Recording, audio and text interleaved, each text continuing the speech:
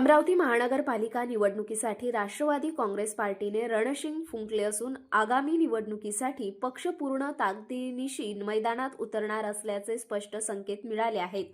या पार्श्वभूमीवर 21 डिसेंबर रोजी संत ज्ञानेश्वर सांस्कृतिक भवन परिसरात राष्ट्रवादी काँग्रेस पार्टी अजित पवार गटाचा भव्य परिवार मेळावा मोठ्या उत्साहात पार पडला।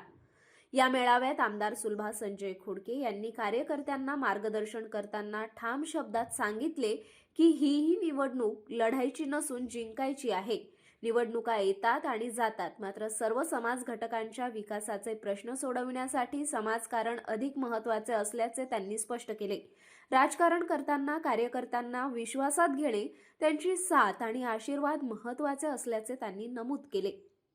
आगामी महानगरपालिका निवडणुकीसाठी राष्ट्रवादी काँग्रेस पक्षाने मोठ्या जोमाने कामाला लागण्याचे आवाहन करत अमरावती महानगरपालिकेत सत्ता स्थापन करण्याचा निर्धार या मेळाव्यातून व्यक्त करण्यात आला। यावेळी व्यासपीठावर राष्ट्रवादी काँग्रेसचे शहराध्यक्ष प्रशांत डवरे यांच्यासह विविध सामाजिक राजकीय व्यापारी आणि संघटनांचे मान्यवर मोठ्या संख्येने उपस्थित होते। सर्व समाज घटकांची लक्षणीय उपस्थिती हे या मेळाव्याचे वैशिष्ट्य ठरले।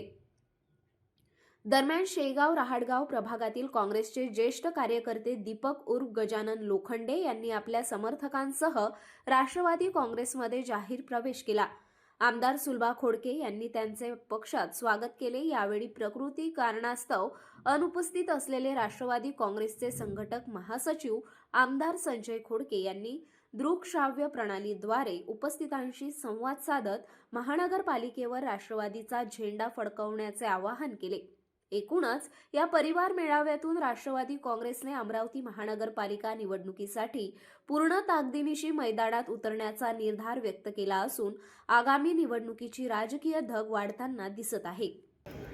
विकास करायचा आहे आणि त्याच्यासाठी आपल्याला जनतेची साथ मागायची आहे।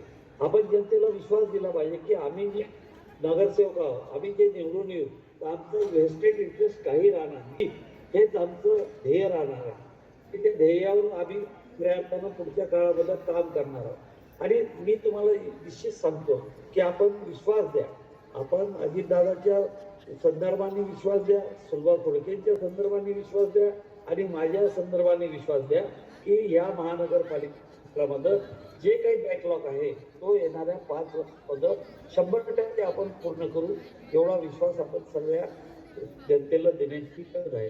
फक्त माझी विनंती तुम्हाला एवढीच आहे की या पुढच्या काळामध्ये आपण सर्वांनी फार मेहनत करण्याची गरज आहे आणि सर्वात जास्ती मोठा पक्ष असेल एवढं मी खात्रीनं सांगू शकतो।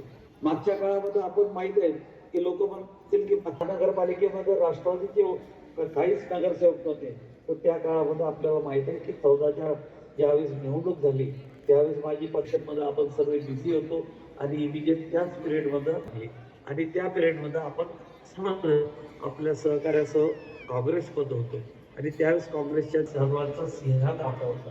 आणि या काळामध्ये पुढच्या काळामध्ये आपण लोकांना विश्वासात घेतलं पाहिजे, लोकांना एवढा विश्वास दिला पाहिजे, लोकांना करायचं, लोकांना विकास एक विषय असतो, परंतु आपल्या सर्व संस्कार सामील होणारा तो प्रतिनिधी लोकांना पाहिजे असतो।